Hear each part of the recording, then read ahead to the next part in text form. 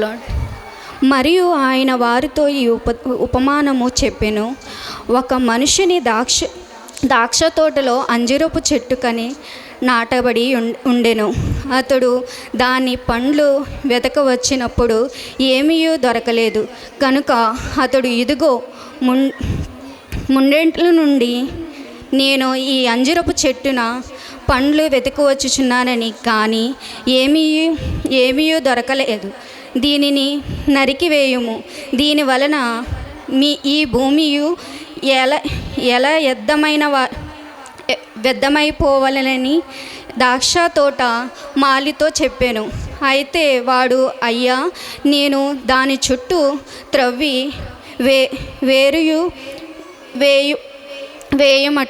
మెట్టుకు ఈ సంవత్సరము కూడా ఉండనిమ్మి, అది ఫలించిన సరే, లేని ఎడల నరికించి వేయమని అతనితో చెప్పాను.